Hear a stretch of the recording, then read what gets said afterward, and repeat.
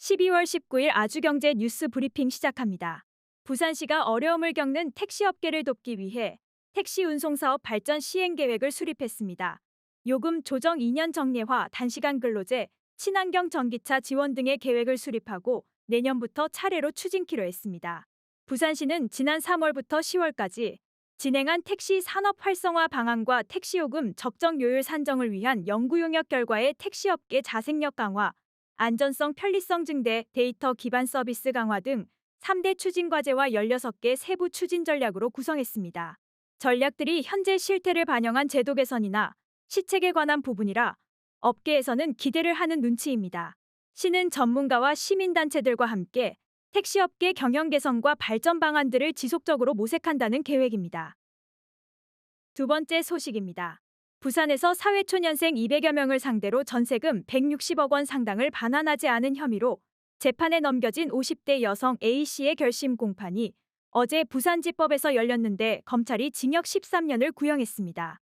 검찰 공소 사실에 따르면 50대 여성 A씨는 2020년부터 올 1월까지 무자본 갭투자 방식으로 수영구 소재 9개 건물을 매입한 후 임대사업을 하면서 세입자 210명에게 전세보증금 164억 원 상당을 돌려주지 않은 혐의를 받고 있습니다.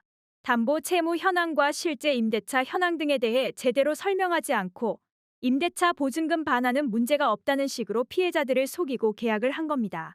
이날 A씨로부터 전세 사기를 당한 피해자들은 재판이 열리기 전 부산지법 동부지원 앞에서 기자회견을 열고 A씨의 엄벌을 촉구하기도 했습니다.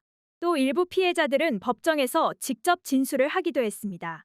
1심 선고는 내년 1월 24일 부산지법 동부지원에서 진행될 예정입니다.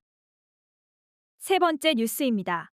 지난해 국내 기업들이 1,000원어치를 팔면 60.9원을 남겼던 것으로 나타났습니다. 1년 전과 비교해 순이익이 19.7원 급감한 수치입니다.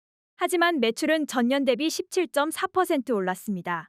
이렇게 매출액 증가에도 법인세 차감 전 순이익은 오히려 감소한 것으로 나타난 건데 전체적인 규모는 키웠지만 식량, 에너지 등 원자재 가격이 급등한 폭을 따라잡지 못했던 것으로 분석하고 있습니다. 조사 대상 기업의 총 매출액은 3,238조 원으로 전년 2,760조 원 대비 17.4% 증가했습니다. 조사 대상 기업의 법인세 차감 전 순이익 자료로 봤을 때 순이익은 197조 3천억 원으로 전년 222조 3천억 원 대비 25조 원 줄었습니다. 거의 20% 가까이 이익 비율이 급감을 겪은 셈입니다. 전문가들은 지난 2021년 기업들의 법인세 차감 전 순이익이 많이 증가해 그에 따른 기저효과도 있고 러우 전쟁 등으로 대외 영향에 따라 석유 정제, 자동차 외 반도체, 화학 제품 등 기업의 순이익이 감소한 영향이 반영된 것으로 진단하고 있습니다.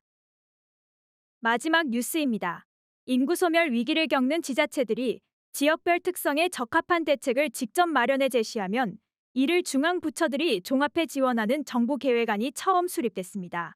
전국 89개 인구 감소 지역이 속한 11개 시도가 상향식으로 수립한 첫 인구 감소 대책인데요. 지역 맞춤형 일자리 창출 및 산업진흥, 정주 여건 조성 지원, 생활인구 유입 및 활성화 도모라는 3대 전략을 내세웠습니다.